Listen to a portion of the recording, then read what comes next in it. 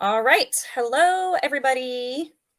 Cheryl from Candlewick Library and I are here to talk about um, content in books, which is a really heavy topic. But first of all, I just want to tell everybody who's watching, Cheryl and I were just talking, that I had my camera. I was already running late and I was feeling stressed out because I had to like make dinner and then I had to eat dinner really fast. And anyway, and then I have a whole other story about other things that delayed me. But anyways, I sat down late and my camera would not work. Oh my goodness. Sorry, hold on a second. Anyway, talking about echoes. Anyway, so then my camera would not work at all. And so like I had to panic call for my husband. And so he came and fixed it. And I was like, there's no way that we're going to get this on live at 7:00. So then I posted in the community thread saying, or in the community post, whatever, saying it's going to be late. But here we are at 7:00 on time. Whew. Did you have, did your evening go smoothly, Cheryl, by the way? Yeah, mostly. Oh, good. I got dinner ready and then ran in here and then I couldn't find the link. So that's why I had to have you resend it. But yeah, other than that, though. Definitely not the stress you've been under the last 10 minutes. Yeah, I still feel like I'm like winding down. Okay, so then I have a funny story because you know me, I have coffee, right? So I was trying to experiment with a recipe because the Christmas gift that I make for my coworkers is I bring my espresso machine to work and I make them like some special lattes or whatever. And I always give them a couple of different options and I always try a new drink every time. So I was wanting to try like a gingerbread latte recipe. And so my brain was not functioning. I went to use my espresso machine and I thought that I was steaming the milk, but I actually had it on the water heating, like for doing an Americano. So it was filling the pitcher with hot water instead of steaming the milk. So the milk wasn't getting hot. And then my son and I like had turned my back and my son was like, Mom. And like milk was spilling all over the counter. Well, it was like milk and water mixed together. It was spilling all over the counter and dribbling down the drawers and the floor. And I was like, what is going on? So I turned it off and I was like, how did that happen? I don't even understand. And so like I emptied half of it and then I did the same thing again. And I was like, why is it expanding so much? And then I was like, oh, duh, I'm filling it with water instead of steaming it. Oh my word. So now I have watered down hot milk, coffee, something, but that's okay. I know nothing about coffee. I don't know the difference between all the different kinds. My youngest has tried, I tried to make her coffee at an Airbnb last May and it was horrific. I don't know what I did. And then she tried the pumpkin spice latte from Starbucks and she liked that hot. Yeah. She liked the hot one. And then she's tried the new one that's like the iced gingerbread chai or something like that. She likes that. So she's asked us to get a coffee maker so she can make her own coffee. I'm like, okay, you have to research this because I have no idea how to make the things you like. Yeah. It can be very easy and basic and simple, and it can also be incredibly complicated and also very expensive as like the more you get into it. I'm kind of like, I've expanded and grown and added new things to my repertoire, over the past 30 years that I've been drinking coffee, but I'm still keeping it pretty simple. But anyway, so we have some friends with us. K-Tree, hello. So glad you were joining us. I think this is a topic that'd be very interesting to you, K-Tree. And Alma, hi. How are you? Hope everybody is doing well, and I hope your evening has gone more smoothly than mine. And if you are drinking any coffee or tea, please tell us in the comments what you are drinking. Hopefully it's better than my watered down mess, which actually doesn't taste too terrible. And hello, Jeanette. Hey. So do you have any, do you drink tea, Cheryl? Occasionally, Yeah. You not a don't, ton. yeah. Nothing I hot. mean, yeah, having come from a religion where we weren't allowed to drink either thing. So Yeah. it's all new. So Yeah. I sometimes, but I don't drink caffeine. So that was my personal thing because it affects me badly. So Yeah. I drink herbal tea sometimes, and then mostly just water, Yeah. occasional soda. Yeah. So much I the like better. hot chocolate. Yeah. I have a sister who, I mean, most of me and my sisters, we love coffee, but I have two sisters who do not like coffee at all Mm. or tea. So they drink hot chocolate. The one especially, like she likes to go with us to the different gourmet coffee shops, but she'll get hot chocolate and she likes to try their different ones. And Jess is here. Hello, Jess. Hey, No coffee at night. I have water. Smart. Well, mine is decaf. So I try not to have caffeinated beverages in the evening. McDonald's iced coffee. Nice. I do like their iced coffee is okay. It's just they put so much sweetener in it. That makes me fat instantly. Just water for me, but Joshua has lemonade, so he's more exciting than I am. fun. All you people with your water, so healthy. He loves coffee and tea like crazy. I think a lot of people do that. Yeah, one either do or you don't. Yeah. I didn't start drinking coffee till after I was married for a while and started working full time. I started when I was a teenager, so this is a very long lasting habit. It's just Yeah. who I am at this point. Well, yeah, my daughter is low energy sometimes, Mhm. and she was drinking Mountain Dew. And I'm like, well, that's not something I want you to be drinking every day. Yeah, But then yeah. she tried the coffee and she's like, I get so much done. Like, okay. Nice.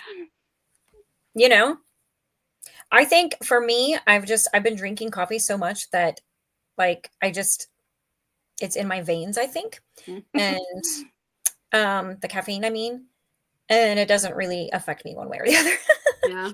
as far as energy goes. Like um if I like there was a couple of weeks ago where we actually ran out of regular. And so the coffee I brought to work in the morning was just decaf and I was drinking it and I got a slight headache in the morning and I felt like kind of vaguely, you know, not as energetic as usual, but it wasn't honestly that big of a difference. Mm. It was almost like I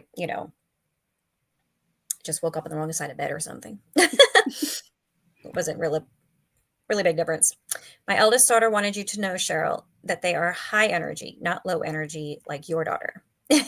Okay. That's funny. All depends on the day for me. It is a comfort for me in the mornings for sure. Yes. I think yeah, for me most of the time it's a comfort drink. I just especially at night, I like Mm. to drink something hot and it's comfortable for That me. makes sense. Yeah. All right. So, um content. Are we ready for this? I feel I like guess there's so. some really hot button topics here. Yeah. So, um and it will be interesting to hear everybody's perspectives on these things because I'm sure we probably represent a wide range. Well, maybe not a wide range, but some differences of opinion in some of these. Yeah. So I thought we would start by listing a few different types of content that might be in books that might be problematic, and then we can just say like how much of it we can tolerate. Like if I encounter this in a book, I'm going to DNF it immediately. I will never read anything like that, or I will, depending with exceptions, like depending on the context. Or yeah, that doesn't bother me. I would always keep reading that. Um, so starting with, and this one is a little bit less controversial. Um, Open door scenes. Yeah. So like people have closed door versus open door. How's everybody feeling about those? Open door, like, as it's typically defined, where, like you're in the bedroom with the people, like that's a hard no Yeah. for me. I'll shut the book. If Yeah. that, or if I actually, if I think it might be in the book, like if I'm browsing for something, and I'm like, I'm not sure about this. I will look up reviews and kind of Mm-hmm. try and get a sense if the blurb doesn't tell me, or the description. And Yeah. if other people mention that it's spicy or has open door scenes, I'm like, no, I won't even pick it up. Yeah, I only ended up reading it if I don't know it's there. Hmm. And if I do, then I never. It's one of my nevers.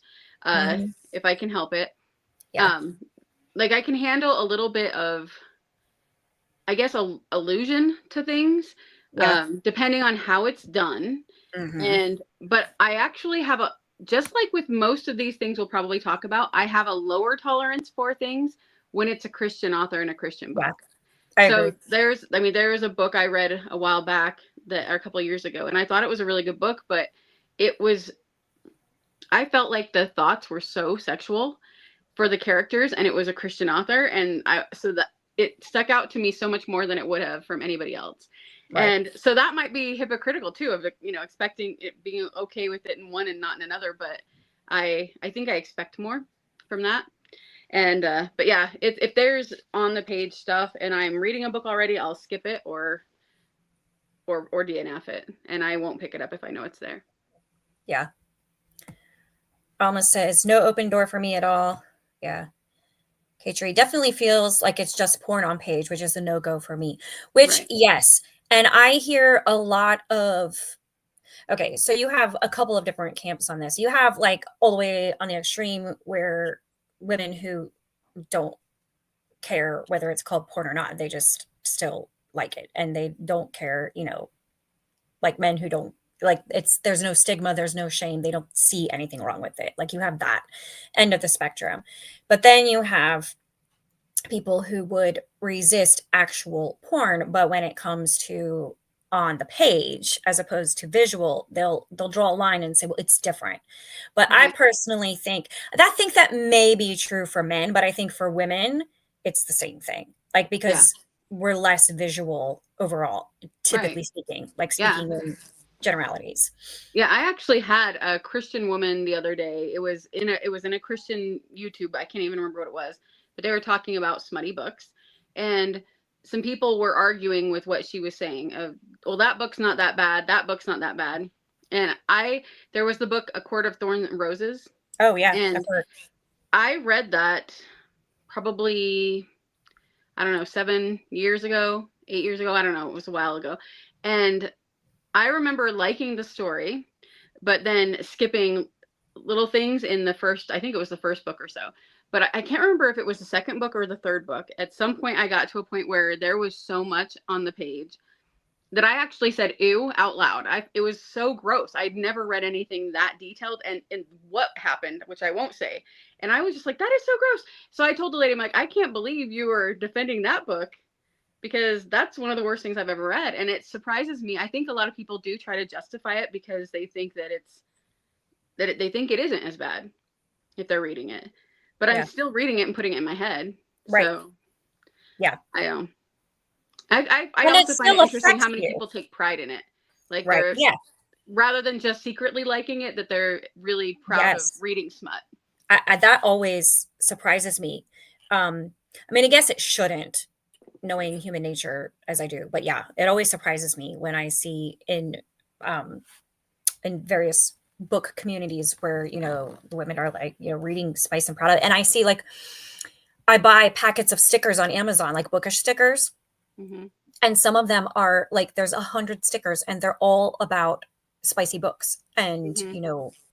why you love spicy books or whatever, like quotes about that. And I Yeah. was like, ew, no. On this, no, K-Tree says 100%. Porn's literal definition is not only visual. So yeah, it's a way to justify, which humans have an infinite capacity for justification Yeah. of what we want to do. Now, is the court book a young adult? I thought that it was. It was classified in that new classification of new adult. Oh, okay. But at the library that I went to back then, because that was before I moved here, it was in the new adult was right next to the YA, which was right next to the children's. Ugh, So it was all in the same section. And that was one of the things that I thought about a lot, because I was like, if I was a 10-year-old kid and went into that, I might read the back and think, oh, this sounds really good, and go home and read it. oh yeah. And the parents would have no idea. what the kid was reading because there was no warnings on it or anything. And so that's another thing. I definitely think it should be in the adult section only. Yeah, and it's just like the visual version, where boys can get sucked into it at a very young age because it's addictive. And I think Yeah. I have heard Christian women give testimony of how they were addicted to it. And, it took a while for, or not it took a while, but like they all have different stories of about how God was able to break that chain for them and those addictions that they had in their life. But it does have that addictive quality. And the fact that so many teenage girls are reading these books, and not only that, but sometimes, not always, but sometimes I even see in these message threads, like mothers are allowing their 13, 14, 15-year-old daughters to read these smutty books and, saying like, oh, they'll be fine. I feel like it's very harmful. Yeah, I agree. Alma says, I was just thinking about stickers that say I love smut. Yeah. You're proud of it. Yeah. In my library is in the YA section. Wow. That is most unfortunate. Yeah. Well, along a related line, like not straight up actual open door scenes. Like, I'm just curious where, if you have a line, like where you would draw the line for that sort of thing. Like, because every romance or book, not always, but some books that have a romantic thread in them, and definitely every romance book has a certain level of, like kissing or whatever. I'm just curious, everybody's thoughts about that. Like if you have a hard and fast line, or it's kind of gauge it by context, or, we're just curious what everybody's level is. Like for me, it's something that I've kind of, as an adult, kind of felt my way through and have had different thoughts about it at different times and different perspectives on it. But I think I'm settled in a place where I just don't like that much of it. But at the same time, it doesn't bother me like I see that it does bother some people, like a certain level of physical interest in the characters, having a physical interest, like being attracted to each other, whatever. I know that like some people, particularly people who have struggled with addiction to that sort of thing, like they can't tolerate any of it, or they just want to have like this baseline of, very strict, minimal discussion of, having thoughts of attraction towards someone or whatever. Yeah, For me, I don't have it that strict. Like you said it. Yeah. Yeah. It kind of just is. Oh, is this my hubby made me a redo of my coffee. That was very nice. Bought it for me. Let's see. I'm sure it's much better than the mess I made. It's very good. Yeah, I don't mind like kissing or whatever, but honestly, I don't read a lot of it in general. For me, those are like I've read less and less of them the older I've gotten. I guess just doesn't appeal to me. I don't really know. Or I'm more, it's not really that, probably it's more that I'm just more interested in other books that don't really have that in it. So when I'm reading them, it's kind of like romance novels like that would be filler, or if I have a lot of heavy stuff I'm reading, or a lot of like classics or whatever, and I just want something that I don't have to think about, which I just started one actually, but this is by a Christian author, so I don't think there's going to be anything. Oh, okay, where can I get it on my camera? There. I met this author at a local book festival. Anyway, but she's a Christian author, and it's set literally like the town next over from mine.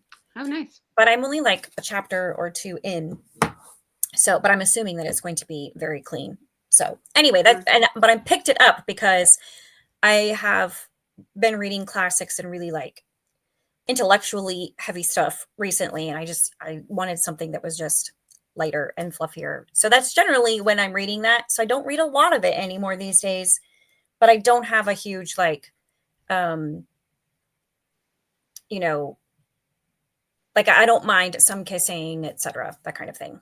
Yeah, I would say for me, it's like, I don't know, movies like Miss Potter or something where there's a kiss and you're like, yay, they kissed. But I don't mind some tension and Yeah. some Yeah. kissing. But in general, I don't like PDA, even in real life. Like, Yeah. I am not a PDA person myself. And if Yeah. somebody Me came either. and stood in front of me and started kissing for 10 minutes, I would be Oh. annoyed. Oh So I yeah. don't want to No read way. it either. Yeah. So I tend to, but I also do not read very many romances. Yeah. And so that also probably is, and I never have as a kid, as a teenager, as an adult. If my books that I read have romance in them, it is usually also a classic or an adventure Right. story or some historical fiction, something. And like the contemporary romance, I hardly ever read those. And those seem to be the Oh ones yeah. that have the most of that. Yeah. So I might just not have built up any tolerance for very much of it, but I wouldn't stop reading a book because people were kissing or had some tension. Right. Yeah. And I wouldn't rate it down for that. Yeah, But yeah. but the more it is, like there have been books that I just put down because even though technically it was clean and closed door or whatever, it was a constant stream of just like kind of lustful thoughts. And I was like, Mm, why? Can we just have an actual story here? Like yeah. something other than that. I mean, it was like a way of labeling the book as clean, but I wouldn't say that it was clean. Yeah. I would say It's maybe my line is like the Twilight books because mhm. that gets annoying and cheesy, but I still can enjoy the books probably Yeah, because of nostalgia factor, yeah, but it feels immature if it's focusing more on that than on their character. yes, yeah, absolutely. Katri says it's hard when fellow Christians read the smut. Yeah, I agree. And when they defend it and justify it. I honestly don't like the lead up either. I have seen stuff done a lot more classy, but it's rare to see it without all the tension that's super suggestive, if that makes sense. Yes. Yeah. Some authors are better at it than others. I just finished a rom-com and I started it because I had been reading some historical fiction. I needed a light break and I enjoyed it. Nice. What was it? What was the rom-com? Yeah, I like a good rom-com for yeah, it's just something lighter. Like I know, for example, like Karen Whittemire can be too much for some people. Um, but I've never been offended by anything that I've read in her books, and I've never had to put it down, and I've never rated it down because of that. I'm trying to think of other ones that people think. That's a good example though because it was one of her books. It was the Snow White one. I cannot remember what it's called. Hmm. I think it was the Snow White one. That one and then Pepper Basham's book that was The mistletoe one. I yes, didn't the finish that Mistletoe one. Countess. Both of those two were the ones where I was like, okay, if this was in a secular book, I might not notice it as much. Yeah, But in those two books, I felt bad because I wouldn't have felt comfortable giving them to my teenage daughter. yeah, And that's kind of what goes through my head of like, will this make her uncomfortable? Which I knew it would. yeah, And so then I think, okay, well, that makes me lower it in my mind. yeah. That Pepper Basham one made me uncomfortable. I think it might be in part because at that point in time, I could only get access to it as an audiobook, Mm. and I was listening to it, and I was like, ew, like I don't want to hear that. That's Yeah, gross. exactly. And I like Pepper Basham by and large. Like she does kind of like skirt that line though. And that one was just too far for me. And then I haven't picked up any in that series. I've read others books of hers. Like I feel like her the Positively Penelope and Yeah, that series. those That ones was I fine. like. Yeah. Yeah, I liked those. But yeah, that I didn't even read any of the rest of that mistletoe series because that first one I I think haven't I was either. blushing. I think I was blushing when she had that part. Yeah, I haven't read it either. And I think my daughter would have really loved that book too, like the Yeah, storyline. So I was just right. like, why did you have to do that? Why couldn't you have just toned it down a little bit? Right. But Yes. Dial that back a little. I am realizing that in romance, when they constantly hint at something more and wanting the other, I get very annoyed and it pulls me out of the sweetness of the story. yeah. Yeah, there's a definite point when it just gets ick. And I think It's that they're trying maybe to be realistic. Like, okay, everybody right, has these thoughts with whoever they're with at some point in their life, but then it's the same thing where it's like, yeah, but I don't need to know about other right. people's. Yeah. Yes, we don't need to be dwelling on that. So I'm not And trying to be a prude or anything. It's just, right. you know, some things I think should be kept private. Yes. And too much description of physical attraction. Like you talked about his shoulders 3 times already. It's giving me ick now. I sometimes that's the other thing, like, it's just poorly done. Yeah. Like, some authors have a way of and I can't think of an example at the moment, of, like, having that tension, like, demonstrating that tension between the 2 characters so you can tell, like, they're interested in each other and they're falling for each other, which is a fun part of the story, but they can do it without, like, discussing their abs or their Yeah. shoulders or what it and that kind of stuff is just, like, I don't like you said immature earlier, I think. Like, that kind of stuff is just, like, okay. And, like, or she was admiring him, like, in his tight T-shirt or something. I'm like, And I okay. think Jane Austen's a good example of that, because so many of her stories in the books and in the movie Yes. adaptations, for the most part, where there is that tension and you're very excited about them getting together, and so when it finally cultivates in that moment, you're excited about it, but it doesn't ever feel like it's something it shouldn't be. Right. Yes. It was Just Don't Fall by Emma St. Clair. Now, the lead girl was in her late 20s and had never been kissed, so that was part of the story. Yes, actually, I read that a couple years ago, and I remember that. And I remember, like, I thought it was really I enjoy the fact that the lead girl had never been kissed. There was another one I've read in the past year or 2 that was like that, and I like that because that doesn't happen very often. I agree, because sometimes they have the tension, physical attraction, sizzle, but so well done, it doesn't seem over any kind of line. It's just harder for me to find. Yeah, it is harder. Those authors who can do that are fewer and farther between. And of course, right now I can't think of any, like, off the top of my head. I can't think of authors whose books I've been okay, that was really well done and it didn't cross any lines and it wasn't, like, cheesy, because sometimes it can be really cheesy too. Yeah. So along the same lines but slightly different direction, what about if the storyline contains infidelity or adultery? For me, that one is one of the rarely, but it depends on the context. Mm-hmm. Because I know that there was the Timeless series book. I just heard an echo of myself. And where people, oh my gosh, can you hear me echoing? No. Okay, I echoed for a minute. Anyway, I know some people had problems with that, where they feel like people Yeah. were cheating, but I don't. That one, it doesn't feel that way at all to me. I And so agree. it doesn't bother me in those books. And then I've read books before where there's abuse or there's something like that going on, and somebody has a relationship with somebody that's not physical, and it helps them get through it. Like, I've read things like that didn't bother me as much, but usually it is a no. If Yeah. it's just people being selfish or, Mm-hmm. or trying to make it look like it's no big deal for everybody in real life, Mm-hmm. then for sure. A lot of times I'll read a book and somebody has a boyfriend or a girlfriend or whatever, and then they start dating somebody else. That's kind of that trope a lot of rom-coms have, the movies. Yeah. And Yeah. I always think, okay, break up with the person before if you start having a feeling, break up with them. So yeah, so I read it sometimes, but it depends on the context of whether I like it or not. Yeah. Sorry, I just took a bite. No, you're okay. Yeah, for me, it really bothers me when an author if they have that as part of the storyline and it's not portrayed in a negative light at all. And that's depending on how much a part of the story it is, it either will bring down the rating of the book for me or it will be enough for me to close the book. There was one I started, it's a World War II story, and it has, like, multiple main characters, like, it's following 4 or 5 women or whatever. Mm-hmm. But one of the women, and I don't know what happens later on in the story, that issue might resolve, I don't know. But as far as I could tell, it didn't. And the woman at the beginning of the story was in an adulterous relationship, and she had, like, these excuses for it and these reasons why it was okay. And, like, her whole friend circle just, like, accepted it.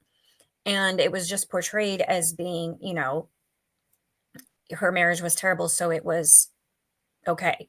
Mm-hmm. And I did not get very far in the book at all. So I don't know what happened from that. I don't know if the author ended up portraying it differently as it, as the story went on. But I put that down right away because I was like, oh, there's way too many other good books that don't have that kind of thing. And then recently I was reading Elemento P, which is like it's an epistolary one, and it's sort of like a funny dystopian, which is kind of weird to say, but kind of I don't know, maybe satirical, I guess. Like not it's not really satirical, it's really just funny, but along the lines of like Animal Farm or something. But where the characters are writing letters. And it was almost offhand, and it was between two lesser characters, if you will, and it was just mentioned in passing in a couple of the letters.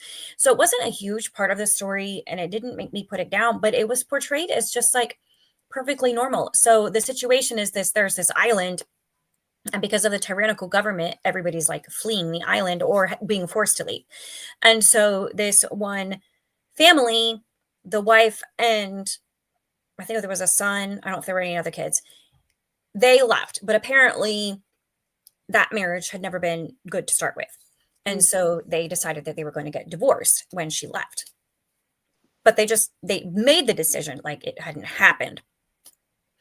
And so then this other woman in the town, like so many people keep leaving that they end up being like the only people in the area. And so they deliberately start this relationship because they're interested in each other, and he's going to get a divorce. I'm like, but you're not. I mean, your wife is conveniently gone right now, but you're still married to her. Yeah. And yet, anyway, and just the way that it was so casually written into the story really just kind of put a bad taste in my mouth. But it wasn't a big part of the story. So like you read that and, moved on, and then there was that guy ended up dying or leaving or something. I don't even know. So it was like, a blip in the story, and then it goes on. But I just hate it when it's really casually portrayed, like it's no big deal and nobody gets hurt by it. I can't handle that. But in something like Anna Karenina, I know Anna Karenina can be hard for some people to read because that's the storyline. But I think Tolstoy is being very clear that it's harmful, and it's in a way a morality tale, a cautionary tale about adultery, and he's contrasting that Anna Karenina with I forget the other names of the characters, something Gazonsky or something Volonsky, whatever. The other couple, Kitty, I think is the girl's name. I think Vronsky is Anna Karenina's lover. And then it's Kitty and some other guy, I don't remember who get married, but they have like this ideal marriage relationship that's being contrasted with Anna Karenina and how she ruins like her whole family and eventually herself with her adultery. So in that sense, like that doesn't bother me as long as it's portrayed as negative and bad and harmful. Yeah, I haven't read that one yet, but I knew that was in it, and I'm still planning on reading it. So yeah, that's the rarely thing. Yeah. There was another one I read last year, the Dear Henry, Love Edith. I think that's what it's called. And in that one, it really bothered me because it was he strung along his girlfriend for so long. Yes. And was actively wanting to be with that other girl. Yes. And then it was like, oh, no big deal. And that was what bothered me the most. I was like, okay, this is something that could have been resolved immediately, and it shouldn't have been acting like it was no big deal. I found him to be a very weak character overall, that guy and that story. I was like, what woman would want him? Well, not me. And Katrie says, cheating tropes are a big ick for me. Yeah. But it's almost always been portrayed as an okay thing when I've seen it. Yeah. So I don't, for me, like a triangle in a romance novel before there's a decision to get married kind of depends on how it's played out. like the one you mentioned, that one, like I feel like very clear lines are drawn there. You have a girlfriend and you are kind of pursuing this other interest. You don't really love the girlfriend, and you don't. You're just like dragging it on. Like that's just wrong. Yeah. And other triangles are like that. But then other triangles, it's like those lines are a lot less clear. And I feel like it can be realistic. Like sometimes, like a woman doesn't know her own mind or doesn't realize, like I knew someone who, she was kind of like the kind of person who had trouble, like she was just really kind to everybody. Mm-hmm. And she didn't understand,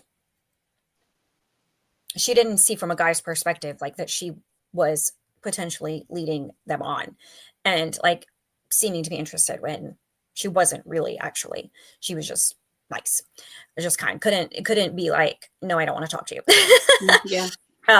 Anyway, so I can see situations like that can be realistic um in a love triangle, but yeah, it has to be carefully done because it can be just wrong all around I as well. like love triangles. So yeah, as long as it's a haven't chosen yet Right. Yeah. situation. If they're in a committed relationship, but then they're pursuing someone on the side. Yeah. But on the other hand, sometimes it happens that they're in a relationship and they haven't gotten out of it, but then like something happens by chance with someone Mm-hmm. else, and then they break off with, Yeah. that is more, Yeah. at Yeah, least I don't think people should stay with somebody just because they're already with them either. right. So that it doesn't bother me if excuse me, if they meet somebody and then are like, "Oh, I hate it when they string them along." Yes. Yeah. So, It depends on how big a part of the story it is and how far into the book also. If it's almost the end, I'm going to finish the book even with something annoying me like that. Yeah, there's a certain point where you're like, I've invested yeah, this too time much in this book. time. Mhm. If I read that the main part of the story involves adultery, I won't read it, especially in a modern book. Yeah, that's a good point because there's a higher likelihood that they're not going to deal with it appropriately Yeah. and try to make it seem like, it's okay, or there are reasons or excuses. What about like swearing and profanity? Okay. That one I'm probably I don't know if this is controversial. It doesn't bother me as much. Mm-hmm. Again, it depends on the book. There are quite a few what I would call like small swear words Yeah. that don't really bother me at all. Mm-hmm. But then there's the bigger ones that do. Yeah. So with that, it also is a context of the book. If I'm Mm-hmm. reading a book where, people are being chased by dinosaurs and they swear, it's not going to bother me as much as one where somebody's just hanging out with their friends and swearing in their normal conversation. Mm-hmm. And I very rarely swear in real life, and if I do, it's one of the little small ones when I Mm-hmm. stub a toe or something. And so it doesn't seem natural to me the way it does to some people. Mm-hmm. But yeah, it just like in a war book, it hardly bothers me even when it's bigger ones. So it depends on the context of the book, and it depends on the word, and then it Mm-hmm. depends also on how often Yeah. of whether it bothers me. So that one I put as a I would say as a occasionally because it's not something I enjoy. I would prefer that they didn't have any swearing, Mm-hmm. but Right. yeah, it doesn't bother me as much as some people. So Yeah. Yeah. Yeah, I'm similar. It kind of like I remember there's one like popular I guess it's probably romance novel that one of my friends, and this was years ago, one of my friends was like she loved this author and she would go to book signings and everything. So I was like, oh, so I picked up one of her books. And then in the first chapter, every page had like 5 to 7 F-bombs in it. And I was like, mhm. oh, that's too much. Like, no way. Yeah. um, um, and then there was another one that I felt like I really would like the story. Oh, it's Frederick Bachman. A man called Uwe. Is that the one? Like, I feel like that was a really good book, and I wouldn't fault anybody for reading it. But I started it, and he just used Jesus' name in vain so much Mm. in the first few chapters that I read, or it started to be like more and more. And that was really hard for me. And so that was a bit of a tough decision, but it just, it was literally taking away my enjoyment from the book Yeah. because it was bothering me so much. And every time it came up in the page, I was like, it just was like, I don't know. I just didn't like that. And so taking Jesus' name in vain specifically, because Hmm. like God's name, taking that in vain, like, you know, people say that all the time. Yeah. We hear it all the time. It's like in one ear and out the other. It's it's so commonplace that that doesn't bother me, but when people say Jesus' name, especially his full name, Hmm. and they're just saying it like in frustration or anger and that kind of thing all the time, it's I don't like that. Yeah. Um, so otherwise it kind of just other than that, it kind of totally depends A, on the context, like you said, and B, how frequently it is. Yeah. That's the And one that bothers also me the most too, is his yeah, name. And then anything that's used in a vulgar way. right, yeah. Another thing would be, like, the book itself, how much I actually wanna read it. Yeah. Like, I picked up, like, you know, a little Christmas book, like a Christmas novella, and it was, like, set in a bookstore, and it was, you know, like, just a really cute Christmas story, and I picked it up, and in the first chapter, there were a couple of the bigger words, you know, like, there was a, well, there was at least the S word, and there might have been, I don't know, 1 or 2 other words, I don't remember, but I was like, "Eh, I'm not that invested in this." Like, I there are 100 other Christmas novels out there. This one, I'm sure, is not any better than any of them, you know? Yeah. Like, if I just wanna read a cozy, comfy little Christmas novel, I can find other ones that don't have cussing in them, so, Yeah. And that feels like a weird thing in a Christmas book. yeah, yeah, because you expect it more like Hallmark-esque, Yeah. like, cozy without that in it, so, yeah, Yeah. I was like, "Mm." Yeah. One that bothered me is like with Harry Potter. Everybody knows I love Harry Potter, and there Mhm. is swearing in Harry Potter.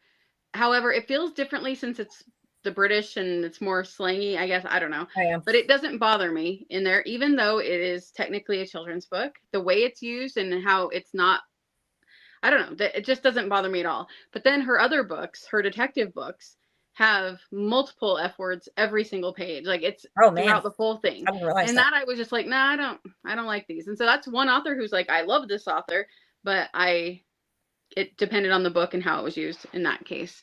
Yeah, and that makes sense. Well, like, for example, Ray Bradbury, Fahrenheit 451 has a lot of cussing in it, especially the latter half of the book, Hmm. latter half to third, has a lot of cussing in it, but it's very contextually appropriate for the Okay. story and for what's happening in the story and the tension level of everything and the pacing of like it fits in it, like Hmm. it makes sense.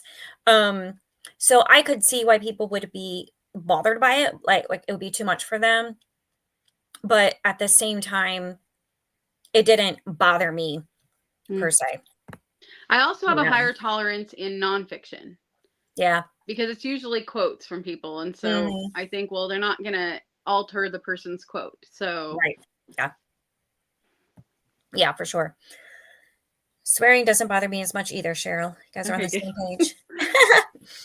F words bother me more. Yeah, that one is especially if like I read one well speaking of nonfiction, read one memoir and I read the whole thing. I read it all the way through, but she used like every possible variation of the F word. Like every possible like some I didn't even know existed. I was like, why? Why so much? Anyways, and the Lord's name in vain, but I won't DNF if it's in there unless it's excessive. Yeah. Yeah. 100% agree on the context. Now, if I picked up a children's book and it had the Oh F yeah. word, that would Oh be yeah. different. Like the little ones don't bother me as much, even in children's books, although I think it should be less. But yeah, if it had those ones, Yeah. then I wouldn't read those ones. Yeah. I agree with the context. Oh shoot, a man called Ova was on my TBR. I might end up being over it if it's that much.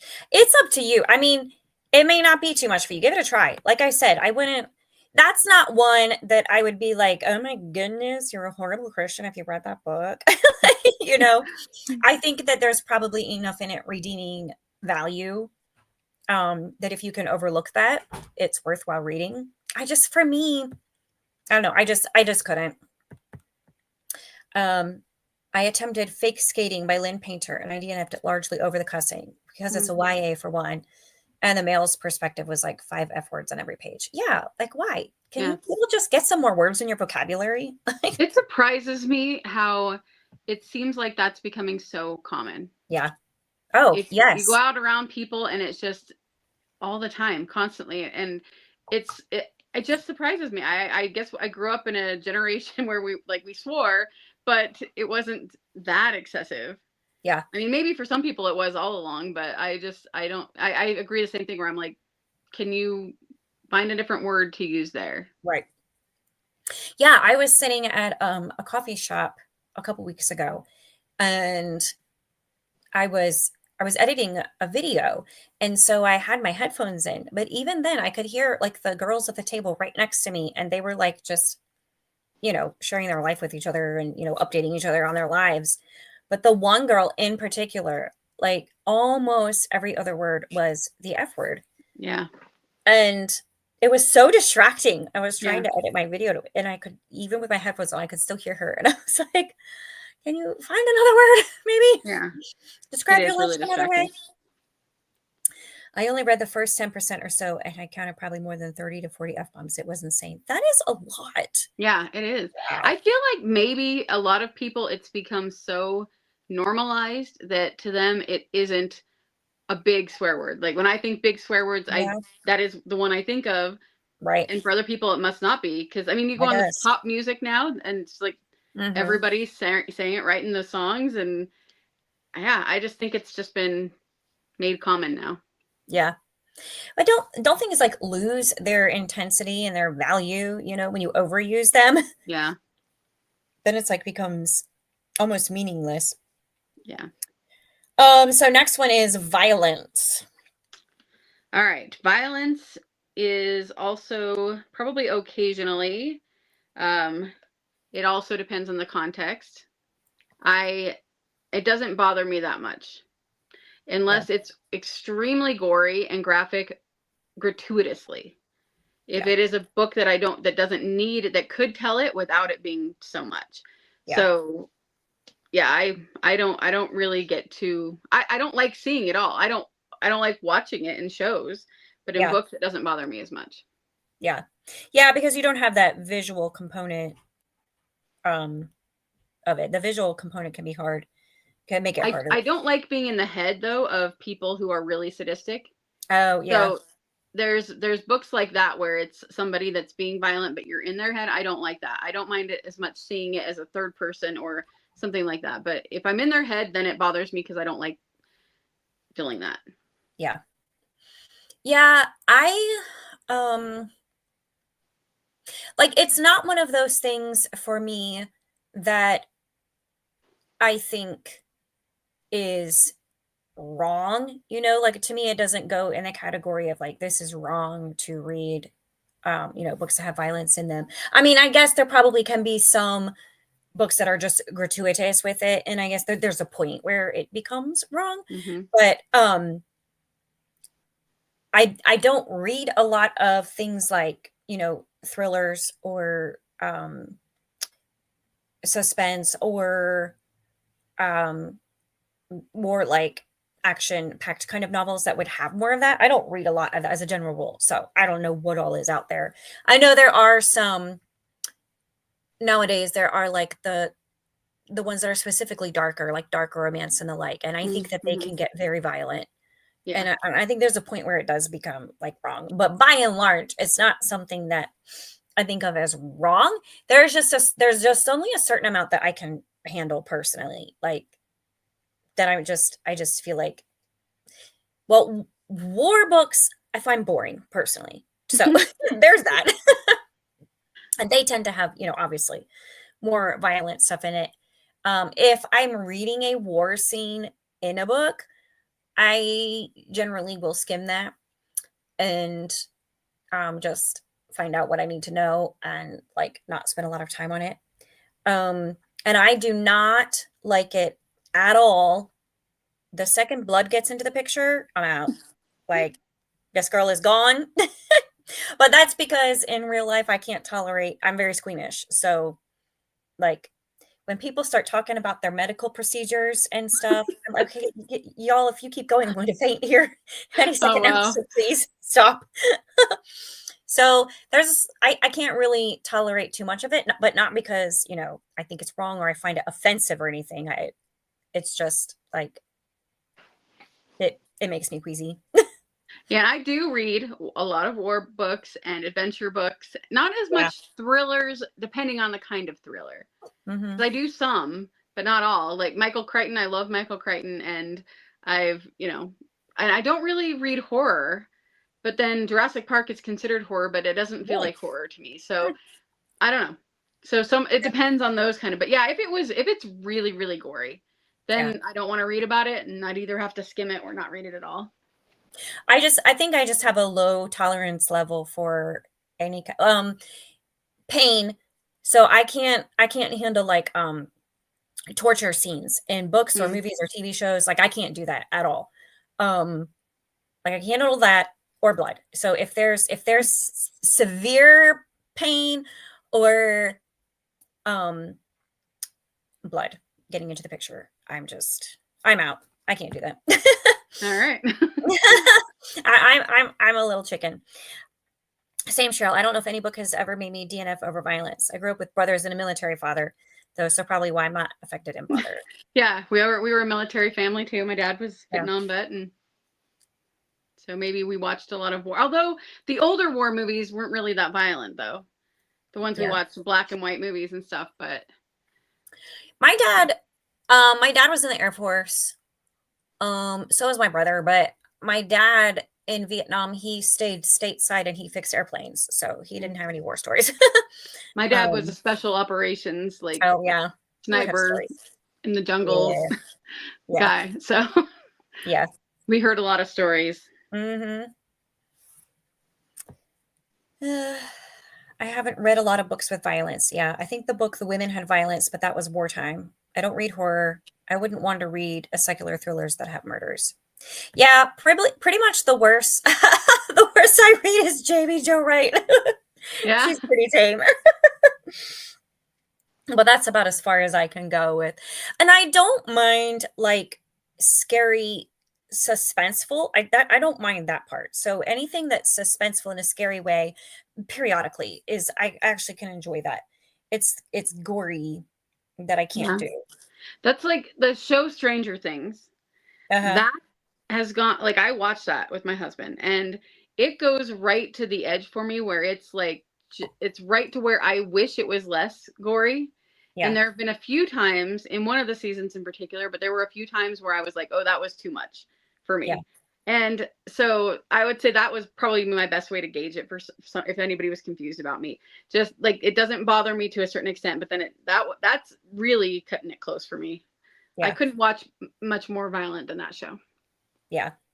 I've never actually seen that one, so Yeah, you wouldn't want to watch it with your yeah. squeamishness. Oh my goodness. So I gave up on Charles Martin. Have you ever read anything by him? I don't think so. He wrote one title was The Mountain Between Us, which was made into a movie. I haven't seen it. It's like a survival story. And then Okay. there's another one, there's crickets in the title. I forget what it's called. But anyway, I read a couple of his books and I really loved his writing style. He has very wonderful prose and a really good storytelling style. And like I liked his characters and everything and where he was going with the story. But in both books that I read by him, and I don't know if it's only those two books or he just likes to include these scenes in all of his books, had these and honestly, the mental images, like that you imagine in your brain are like seared in my mind like permanently. And I'm Hmm. just like, Yeah. why did I read that? And one of them, the crickets one, I remember this I think he was a cardiologist, like a surgeon, and someone someone was having like a heart attack or their heart was failing them or whatever, but they were not at the hospital and he like didn't have access to like couldn't bring them to the hospital, couldn't take, there was some sort of like extreme emergency sort of situation. And he couldn't take this person to the hospital, so he just did surgery with what he had on hand. And Oh boy. Charles Martin described it in detail. And even like when I realized what he was talking about, and then I just tried to skim, but still, even that, it was like, Yeah, I think that would be too much for me too. that was that. And I was like, okay, but I really liked his writing. So then I picked up The Mountain Between Us, and it's these two people surviving a plane crash in a snowy mountain. And it actually might be out your way somewhere, like maybe somewhere in Utah or something. I think it might be in Utah. Anyway, so they're like on this, mountain, and they're trying to survive and they're trying to get back to civilization. And again, the one character performs some kind of surgery on another. I was like, what? Does he have to like put a surgery scene into every book? Apparently. So I haven't read any of his since then. So Alma says she's read some of him. Alma, if you've read one that does not have a surgery scene, let me know. I'll read that one. Oh, because that was way too much for me. I think that if the violence also goes like demonic, that kind of violence, Oh, yeah. then I can't handle that. That's a good point. That would make it very difficult. And again, it's another thing where I would prefer it not to be there most of the time, but just, yeah, it's not a DNF for sure. Yeah.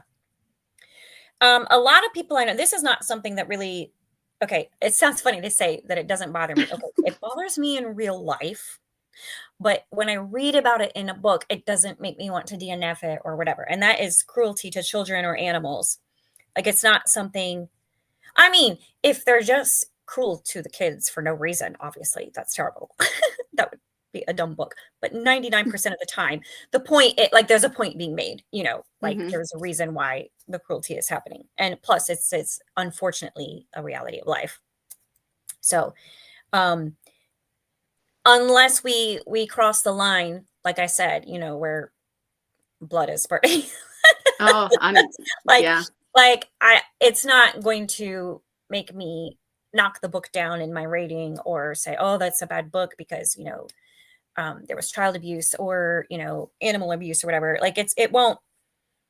Now, if it were portrayed as something that was okay, that would be another thing. Like, honestly, Lucy Maud Montgomery has a couple scenes in some of her books. And I think it's just outside of our context of understanding in our modern life and especially our modern city life. But, there was one time where they were trying to put down a cat, like a stray cat or whatever, that kept coming in. There was another one that I read more recently, and it was just very casually talking about, the way that certain animals were being dealt with. I can't even remember what specifically it was. But for that particular context, I kind of just chalk it up to that's another time and place that I don't have the cultural understanding of. And I don't think that they were, being mindlessly cruel just for the joy of it. That would be something different. Yeah. But generally speaking, it's not. But I know that some people, like, it's really hard for them to read a book where children are being abused or animals are being abused, no matter how. I find it pretty hard. I would say that's a rarely for me, but also it is context too, because sometimes I love a story where you see somebody overcome something. And so if there's somebody being abused and then they're able to overcome it, or if there's an animal being abused and then whoever's doing it gets their comeuppance or something, then I'm not going to not be able to read that. But it is harder. I don't enjoy reading that at all. Even when I read Swiss Army Robinson to my kids, it wasn't even animal abuse. It's just they were hunting so much that my girls were like, can we just call this book, I think it was like just killing all the animals or something like that. And so I've always been a little bit more sensitive to animals. Like in movies, if an animal dies, sometimes it'll make me cry harder than it does when the person dies. Yes. Sounds so stupid. But, and then of course, little children, that's really hard. So it definitely depends on the context with that one. Yeah. For me too. I feel Yeah. like that's been a pattern for me with almost every single one of these Yeah, books. and I think that that's yeah, for a lot of these things, it's very true.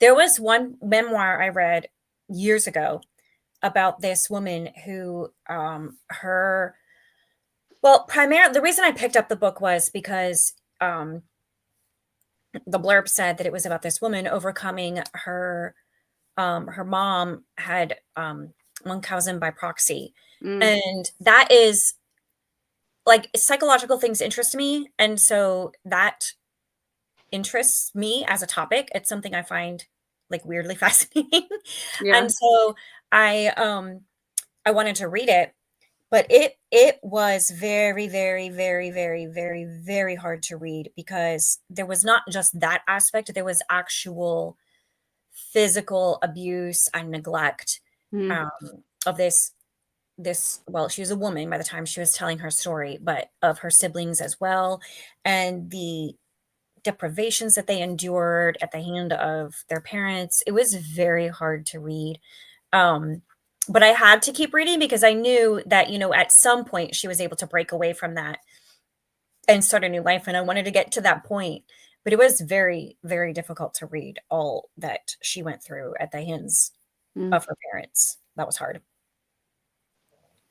But yeah, and if it's like a huge like if it's the focal point of the story, um, like, that would just be really hard to read a lot of. So there has to be some other sort of redeeming quality about the book or some Mhm. other reason why I'm reading it, Yeah. um, to keep reading it, when it comes to child abuse or whatever. I don't read a lot of books with a lot of animals in them, to be perfectly honest. Like, it's Yeah. just, like, not something that I'm drawn to, so it's not something I have a lot of experience with. Alma says, "See, I don't think that an operation would upset me, but reading about a serial killer chopping up someone, that would be awful." Yes, I agree. I don't think that people should chop each other up. I'm glad. I draw the line there. Yeah, well, I just read that book about the Chicago World Fair, and it was like partly about the World Fair itself, Oh, but then partly about the serial that killer. serial killer, yeah. And that wasn't fun to read, but he didn't go into too many details though, Right, because they don't know everything for one, but also he just didn't make it very extremely graphic, but right. that was hard to read too, just the idea of how many people he killed and how he did it and stuff. But sometimes I find that stuff interesting, but that is harder to read too. Yeah. Sometimes I find it interesting, like Jack the Ripper is an interesting one. I thought that Gabrielle Meyer handled it well in Yeah. her most recent one. Like, it wasn't real gory or anything. I thought that one was really good because I enjoyed it and I thought it was really interesting. Yeah. And but because I found that there have been other books, I cannot remember what they were called, but I know I read at least one at some point where I felt like they were glorifying Jack the Ripper. Oh, yeah. And I was like, how are you doing that? So Yeah. I enjoyed reading a book that had that in it without it being that he was a good guy or something. Right. Yes. Misunderstood. Right. Yes. Poor misunderstood Jack the Ripper. I have only read two of his books, The Mountain one and Another. The other dealt with a woman trying to unalive herself, so that was bad. Yeah, well, Oh. I don't think I need to read any more Charles Martin, even though Yeah, I I don't think you do. he's a great author, so I recommend him if you have a stronger stomach than me. It depends on context for the children, yeah. Animals isn't pleasant, but it's not something I've ever DNF'd over. Yeah, I agree. Crichton upset me with his beginning of Jurassic Park. Goodness, but that's also one of my favorite books, so I've never read it. It's one of my favorite books too. Yeah. Oh, here's one that sometimes that this is enough for me to DNF a book, um, depending, but that is a political agenda in fiction. Now, like, obviously, if you're reading, a political book, that's one thing, but like Hmm. in a fictional story, having a political agenda, um, is a huge turn off for me. It just makes me not interested in the story. Like, I don't want to read it anymore at that point. Like, Yeah, it to me it depends also. Like I don't even like it if it's something I agree with. If mhm, it feels like it's being shoved down your throat in a fictional book.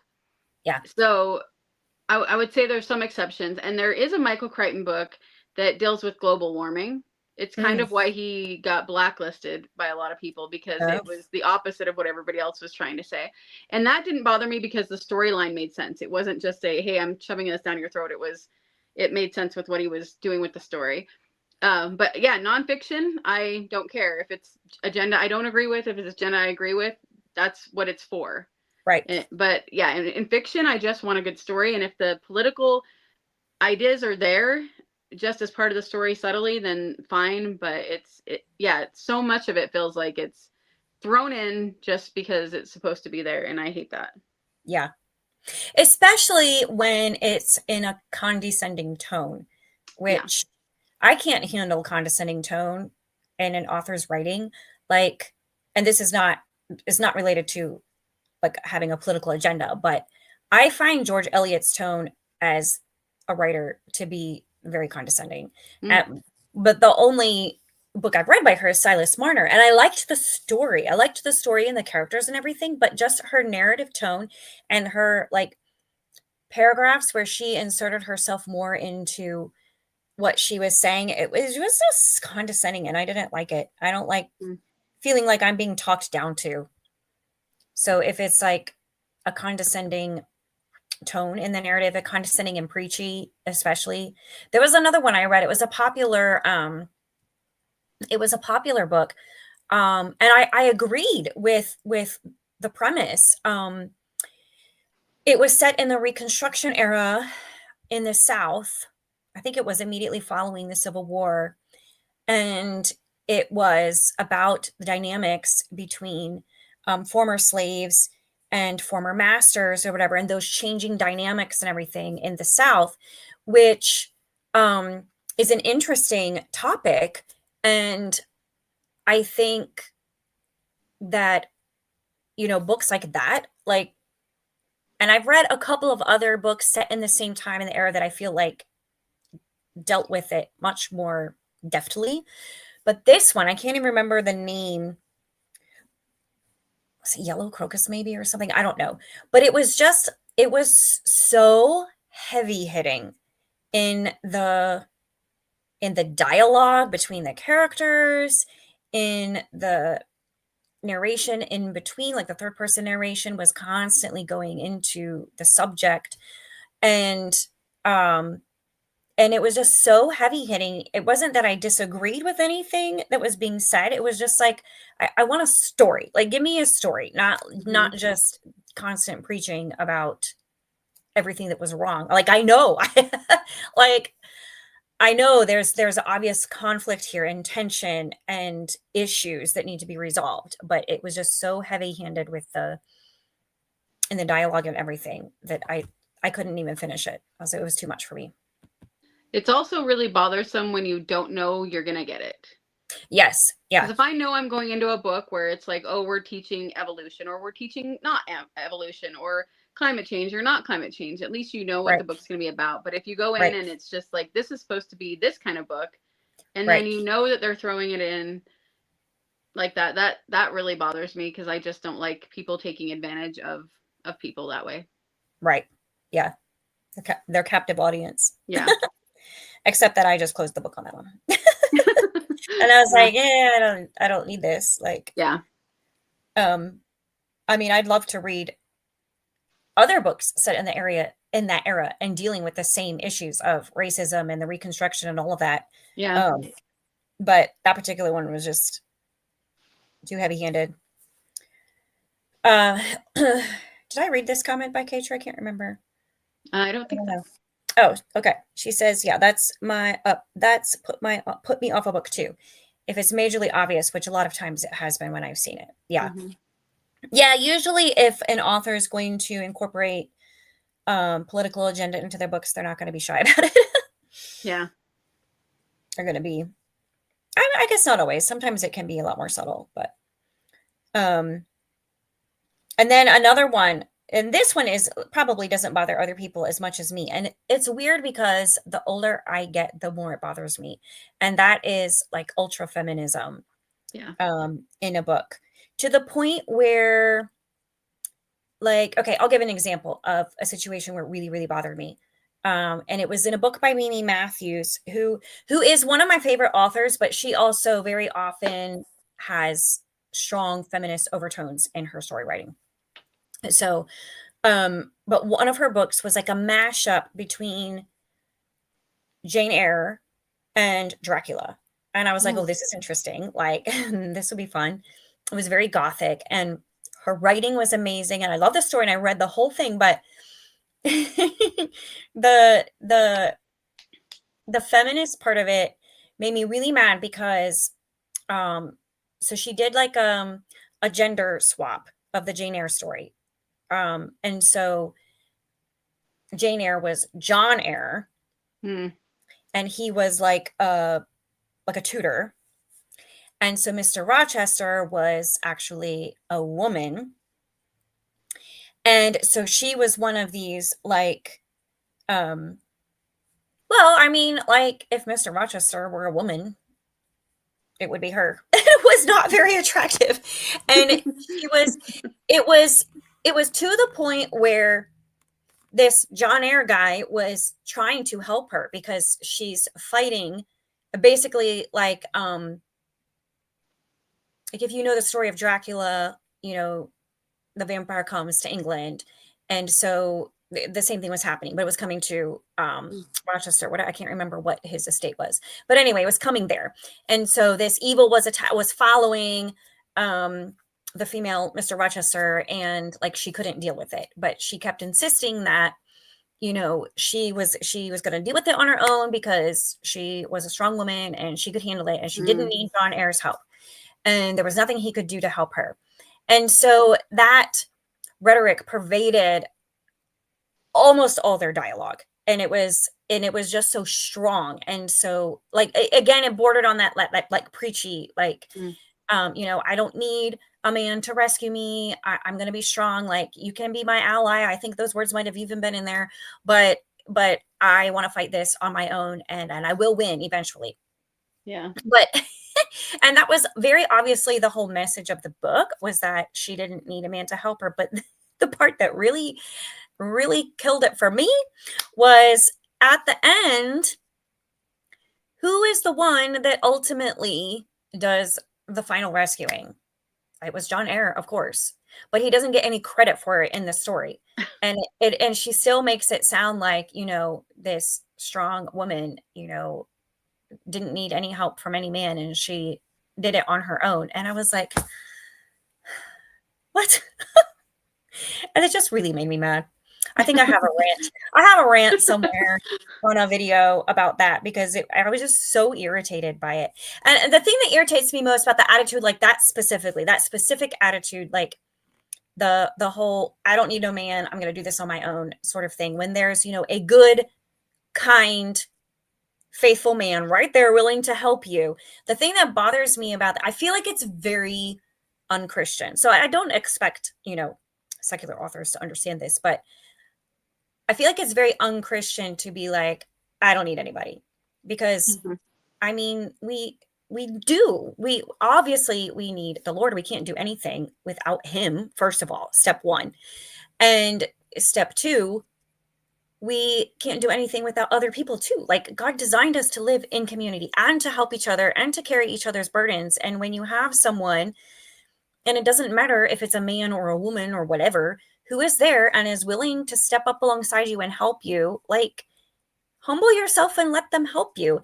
And elevating it's nothing but pride, really. Elevating this pride to the point where, you insist that you can handle everything all by yourself when clearly you're failing at it miserably.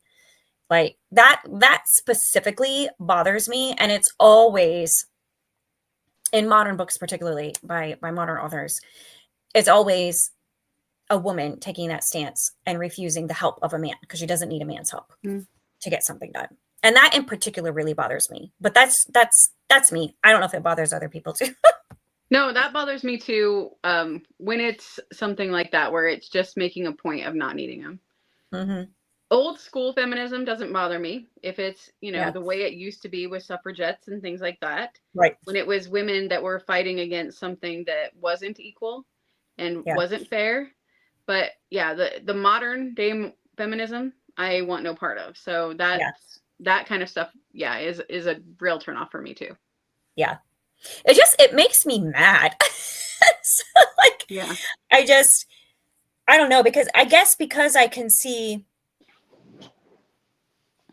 I don't know, I guess because I can see the dangers in the attitude and that perspective, and the wrongness of it, like, all around. Um, yeah, and I guess another aspect of it that bothers me, um, is when women give themselves the license in the context of a story, like when a female character treats men terribly, um, but justifies it for whatever reason.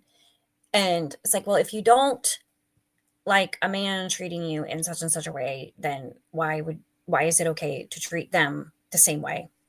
You know Yeah. what I mean? Um,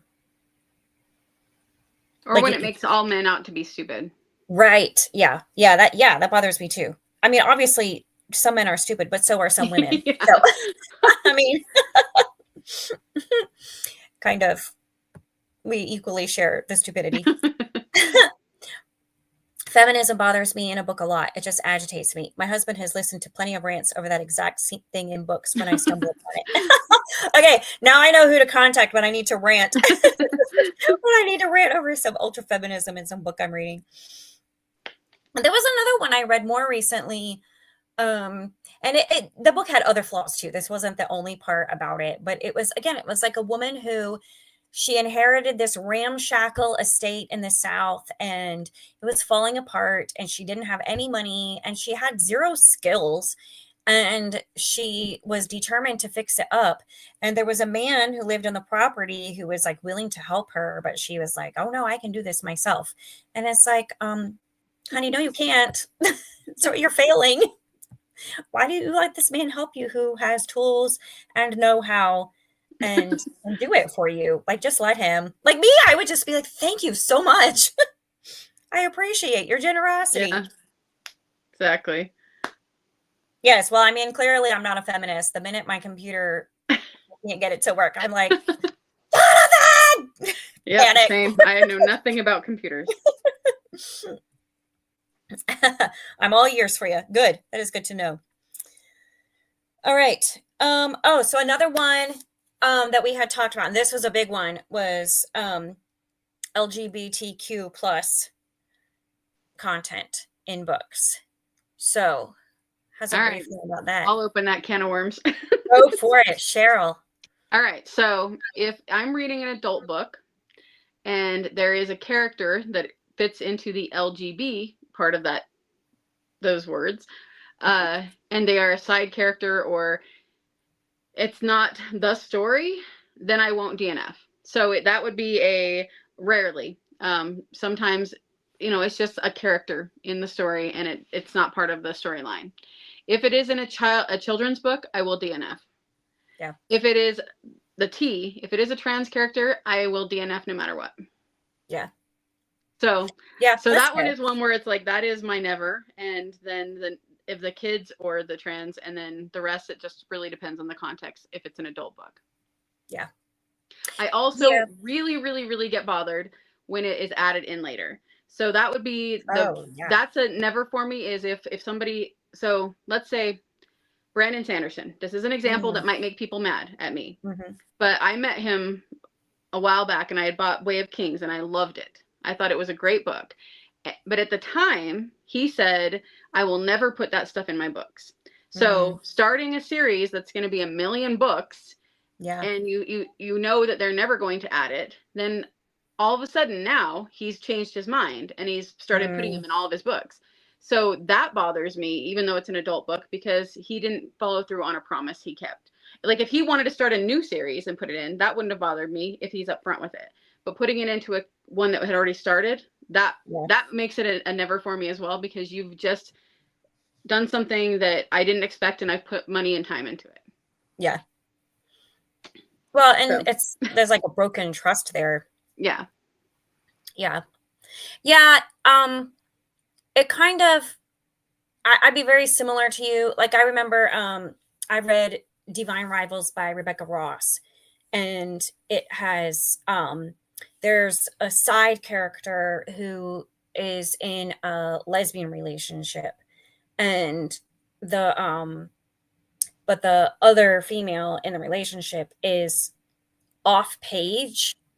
And like Mhm. that part starts, I would guess, like halfway through the book, and then that part that like the other woman is off page for um most of the rest of the book, and she only shows up like in the last 15-20% of the book. And it was, if it had been any more than it was, I would have DNF'd it, but it was enough of a side part of the story that it didn't um I didn't want to DNF it, and it didn't feel wrong to read it or anything. Mhm. But it did put me a little bit on notice with that author. Yeah. So, I may not readily pick up other books by her. I do want to read the next one in the series because I think it's a duology. I want to read the next one in the series because there was enough in the story. That's another thing. Like, again, like how much does this book offer besides, you know what I'm saying? Mhm. Like, if it's just Yeah. a dumb story or, a dime a dozen kind of book, then I'll be like, no, it's not worth it. But if it's a really well written book with an engaging and interesting story, I might be able to tolerate, more because the book has something else to offer me than just that. Mhm. Um, so, but it also, it will take down my rating for it a little bit Yeah. because I'm thinking, I don't know if I'm going to read any more books by this author because I don't know how much farther they'll take it, Right. like how much more is it going to be central to the story? Yeah. So, Alma, this is a big one. Yeah. Yeah, I feel like it also should be very obvious. So if it's Mhm. going to be there, you should know before you pick that book up that it's there. Yeah. And I don't find that to be the case anymore. Yeah. So you pick up a middle grade and all of a sudden there's, somebody with two dads or there's whatever Mhm. happening, and it's just, or like I said, happening in the series later and stuff like that. It just feels like it should definitely be something people are upfront and honest with, knowing that some Right. people don't want to read about it or have their kids exposed to it before they're able to have those conversations with their kids. And so, Yeah. Yeah. LGBTQ plus is I think one of the biggest that bothers me because it just seems everywhere. It can't get away from it. Yeah. In secular fiction. Yeah. It's like they have yeah. to add a character every time. Yeah. I I haven't think they always do. They DNF'd. have a check box that they have to Yeah. check. Right. Do you have one of these letters in your book? Otherwise, we can't publish it. Yeah. I haven't always DNF'd just due to when the character came in or being such a small part. Yeah. Let's see.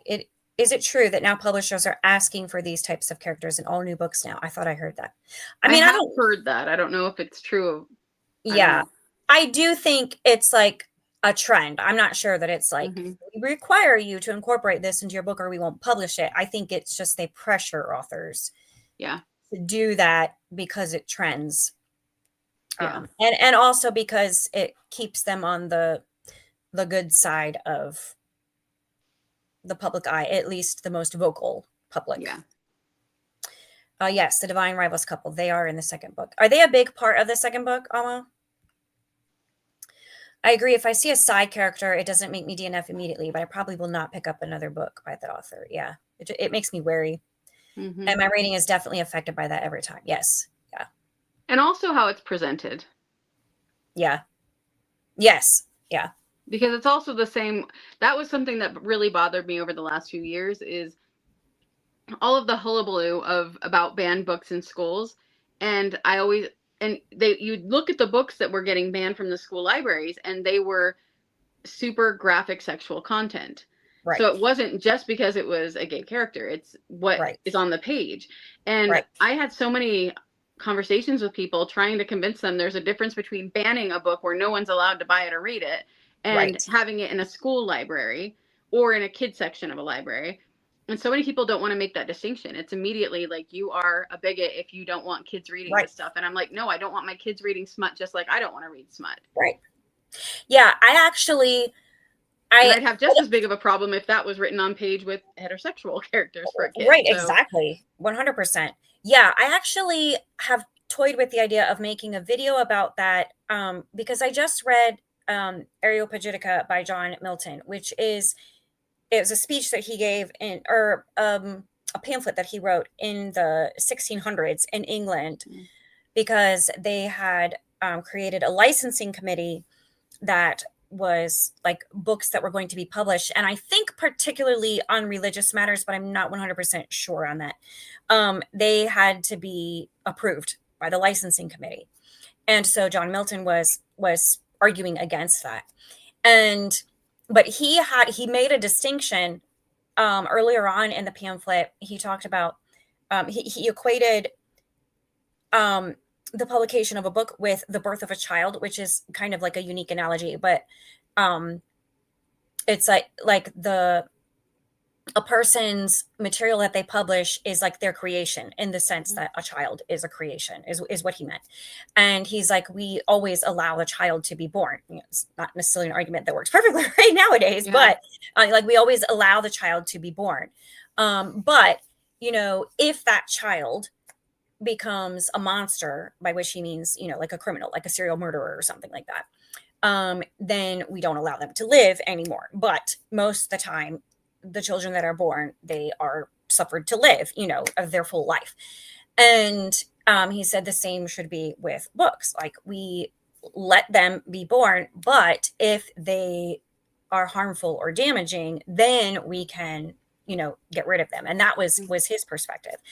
And I mean, that was a different place and a time. And, some of his arguments and perspectives don't work anymore in our culture, in the way that printed material, the way that it comes to be nowadays. And particularly in our American government and culture, which is very different. But I kind of equated that mentally with the whole, like you were saying, the whole concept of banned books. Like, the government does not control what books are published. Like, anybody can publish any book on any topic. It can be grossly immoral or disgusting. I mean, we've talked a lot about different content that's terrible, that we wouldn't read. But it's allowed to exist. It's permitted to exist. But there are, like, people can determine, like we're doing right now, like we are censoring what we read, right? Like, that's what we're talking about. We're deciding, I'm not going to read this book and I'm not going to read that book because of the content that it contains. I think it's harmful for people in general, or for me personally. And so I think that each of us individually does that. Like, we censor our own content for ourselves, like what we want to read or what we don't want to read. We have that personal choice. But I think also, like you were saying, in a library, in a community library or a school library or whatever, they also have to make those decisions. Because they can't have all the books that exist. Like, it's a physical impossibility. They have to curate their collection. So there have to be guidelines by which they curate their collection and determine what they're going to put into that library. And that's the point where you look at, the books that are options that are available for you, and you say, this is at best not of interest to our community, or at worst, this is harmful to our community. Where I think, books that you were describing are harmful to a community of children, so they should not be in that library. So that's the sense where I would agree with John Milton on that there are times when you have to acknowledge this book can be harmful, particularly to children or young adults, or whatever. And so they should not have access to it. And I don't think that's banning books. I think that's just as a community, deciding what is most helpful and healthy for your community, as opposed to what's harmful. Yeah, I agree. Almost says, sometimes Goodreads puts it in the content. Oh, that's good to know. I don't know that I've ever noticed that on Goodreads. I just took a book back to the library, a middle grade book that in the first chapter mentioned two dads a child had. Yeah, that's She agrees with you, Cheryl. I actually didn't enjoy Ruthless Vows book 2 as much as the first book. I can't remember how much they were there. I think they were in the book more. Okay. Yeah, I haven't been super eager to read the second book, but I kind of want to, if only because I'm keeping the first book on my shelf until I read the second one. Mhm. And I kind of need to make room on my shelves. So I should just, read it and decide if I like it or not. All right, let's see. What time is it? Oh, goodness. It's already an hour and a half. Well, I do want Come back to up. ask. Yeah, I do want to ask this. Maybe we can close with this, but this might be a Okay. big question. Kind of like what I was just saying just now, that sometimes there are books that are harmful or damaging, in particular, especially to children, which I think not everybody, but there are many people who would agree that certain reading material, TV shows, video games, etc., are not appropriate for small children because they're harmful and damaging to them. And we talked earlier about how, getting addicted to like erotica, for young teenage girls is very harming and harmful and damaging. So I guess that's my last final question. What content would you say is harmful or damaging? Or if you want to put it in the words, definitely wrong or sinful that people shouldn't read? Yeah, that's a hard one because you know that as soon as you say it, it's going to come across really judgmental. I know, right? Yeah. For me personally, and people are free to disagree with me, Mm-hmm. I think that anything that takes pretty much any of the things that we have mentioned and take it to an extreme degree is harmful to us. Yeah. Because all of those things, the open door scenes, infidelity and adultery, swearing, violence, cruelty, political agenda, feminism, LGBT, any of that will be harmful to us if we read it to an extreme amount and it's what we're reading all of the time. Mm-hmm. And um and we're not being at least a little bit discerning with all of them, I think. Right. Especially some of them, but I do feel like we have to be careful to not let ourselves become so accustomed and comfortable with any of it to an extent that it becomes that way, that extreme. Right. Yeah, I think that's a good way to put it. Like if it's extreme in a book. I also think, and again, like you said, there's room for disagreement here. Like I have met women personally, and I have also met them online who exclusively only read romance novels. Mm-hmm. Like regardless of if they are, smutty or not. Um, Generally, if you're only reading romance novels, you're probably encountering a fair bit of that, along the way. But um, I just feel like an unvaried diet like that is not healthy. I Yeah. wouldn't go so far as to say it's wrong, but I don't think it's healthy. I think just like if you always eat the same food every single day, it's not really healthy. But if you have a varied diet, including in what you're reading. And I'm not saying you have to read everything that's out there under the sun. Like, I don't, there are things that don't interest me that I just don't pick up to read. But I do try to read a variety of topics and genres and types of books, Mm-hmm. and not just always fun, easy. Because I think it's like the fun, easy popcorn reading. I think if you're always reading that is not healthy. And my mom, this is how I was raised. Like my mom called it brain candy. Mm. It's fine. It's not bad to read it, but if that's all you're reading, then you will metaphorically rot your teeth, Yeah. Yeah. and Totally. you won't be healthy mentally and emotionally, etc. Yeah. I agree. And I think smut in general, just like we're seeing an epidemic, I believe, in our Mhm. country and probably the world. I see it here in Utah a lot because I don't know if you know this, but Utah is the number one for plastic surgery Oh, and over LA and everywhere. And wow. you can tell when you're walking around here. Wow. And I think that there's a lot of young men who are very, I think, I don't know, unsatisfied with, or they think they can always get better because I think they've become so desensitized to porn and things like that, that the women aren't going to be enough for them. And I think that a lot of women reading so much smut is doing the exact same thing, where their husbands or boyfriends are never going to live up to what they're reading. Right. And I think that that becomes extremely harmful for relationships too. Yeah. And so I would That's say true. that would be where I would get a little more judgmental. Maybe I'm not gonna like, I don't know. It's hard to put it into words of how I mean by that, but people that do read smutty erotica, I am probably more likely to look down on that than just about anything else. Yeah. So I would agree. I think that is really harmful to people. I agree. I think because it's the addictive nature of it, Yeah. I think is what makes it harmful because and also because, like you said, it affects your actual personal relationships. Yeah. Because it changes your expectation. And so many of them tend, especially for like adults, I feel like it's romanticized like crazy, the men. But for young adults, whenever I've read anything that started going that direction, it feels like they're almost always extremely unhealthy relationships. And so then the girls are looking for that. There's even like, there's that Taylor Swift song. What is it? That I can't remember what it is, but it's something about love being hard or something like that. And it feels like it's supposed to be dramatic.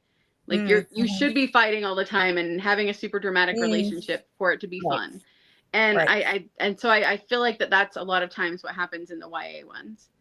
So and I mean, but also I also have to give some grace to people because I've never dealt with that addiction. Because I like you said, I've heard women on YouTube, especially Christian BookTube, talk about how they've struggled with that kind of stuff before. And since I haven't, then I need to hold a little bit of grace for trying to understand what that's like for somebody. Right. But for me, it's always given me the ick my whole life reading about it or watching it. So I didn't have to deal with that. But so I don't want to be too mean about it. I think it is harmful to Christian women. And I do question people's discernment when I know that that's what they read. Right. Yeah, I agree. And I know people question me too. So people think I should read magic, but you know, it's just we all have our things, I guess, but I feel like there's some things that feel worse than others. Yes. Yeah. Oh, I didn't even think to put that one on the list. Oh, magic. When I was when I was growing up, it was one of the things that my parents didn't like. Like we didn't watch certain TV shows or read certain books because of that. But as an adult, it's not something that it kind of depends. Like I don't can tell like the difference anyway. Yeah. I don't like fantasy anyway. It just doesn't appeal to me.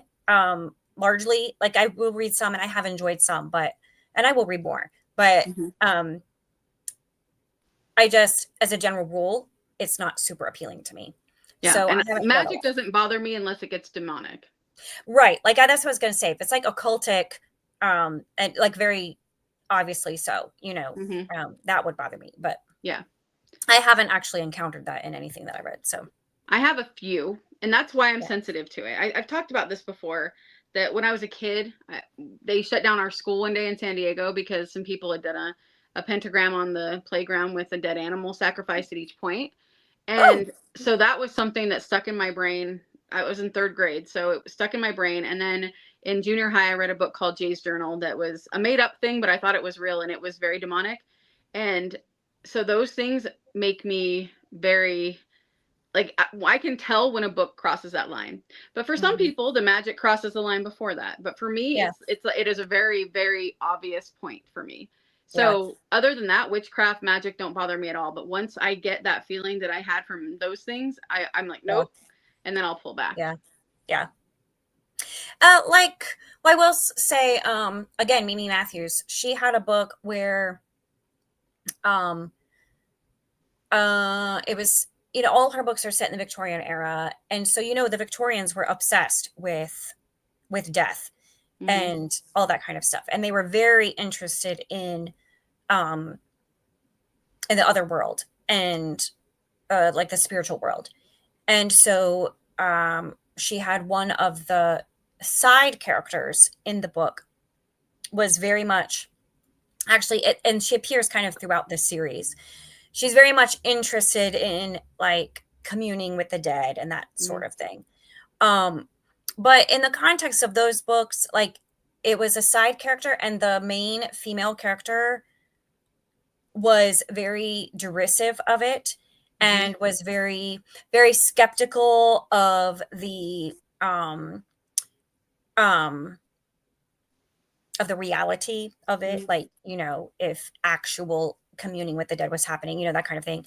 And so I feel like Mimi Matthews actually did that pretty well. I think because she knows she has a large Christian base of readers, so she didn't want to like offend them all. Yeah. So I think that she did a good balance of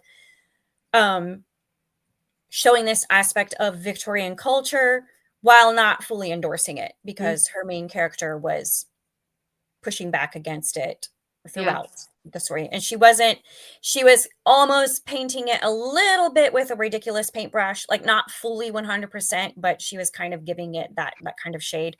So, and that was like, that didn't bother me reading that in the book. But if it had been more central to the story, and if it had been, you know, like actually happening, like they were actually, you know, having seances and communing with dead people and stuff, that would have been a line cross that I would not have been good with. But I read a middle grade, and I cannot remember what it's called, but I read it a couple of years ago. And in that, the kids were at a place that was haunted, and one of them decided to get out a Ouija board. And I got, oh, I don't know about this because I have an experience with that too. And yeah, I'm just like, yeah. But then what happened is one of the characters said, you don't know who you're going to be communicating with. And they're like, oh no, it's going to be this person. And they did it, and they thought they were communicating with that person. But then it did show through the book that it wasn't that person, and it was a demon or some, I can't remember if it was a demon, but it was something that was trying to trick them. And I was like, okay, even though that had something that I normally don't want to read about, it was done in such a good way, because it did show kids the reality of, you don't know who you're going to be talking to if you mess with this kind of stuff. Right. Yeah. Yeah, that's good. Yeah, it's how it's portrayed as well makes a big difference. So Katri says smut is one for me. Yeah, I agree. I think there's a certain point where with like, you know, erotica and smutty books that it's just not good. But also anything that is depicting something sinful as a good thing. Yeah. Yeah. Something that doesn't teach, etc. Yeah. I think that is one of the lines, like the main lines that goes through all of this as well. How is it depicted? Right. And fantasy books are becoming very smutty too. Yeah. Yeah, that whole new romantasy thing. Yeah. I mean, like I said, I'm not really into fantasy too much. So I haven't encountered it myself personally, but I hear a lot about it. People talk about that in book communities or whatever. Seems to be very popular these days. I don't know. All right. Well, that was a very, very interesting conversation. That was actually, very, I don't very often get a chance like talk at length about this sort of thing with other people. Yeah. So this is very fun to kind of flesh out your thoughts on these variety of topics and hear other people. I feel like we were all very much on similar pages for most of this. So, all right. So to sum up, I think it depends largely on context and how something is portrayed. Yeah. And the frequency/intensity of it, depending on what I think so. Yeah. All right. Well, thanks for inviting me to come do this. Oh, yes. I am so glad that you were able to join me. I have, I don't have another one of these scheduled yet. There are a couple people I need to get in touch with, and probably early next year, because I can only do like one live a month. Yeah. And in December, we're going to be doing a Jane Austen birthday celebration. Charlene and I, we just scheduled that. December 15th, I want to say. Yes, it's a Monday night. Jane Austen's actual birthday is the 16th, but I'm not available then. So on the 15th, we're going to have a birthday party for Jane Austen, a live birthday party. And then in January, at the end of January, I already had an announcement that we're going to be having an epistolary January live. So my next coffee table chat will be in February, but I still have to schedule that one. So great. All right. So thanks for coming, Katri, and Alma, and for your contributions to the conversation. It was so fun to chat with you ladies. So I will see you all around next time. All right. See you guys. Bye.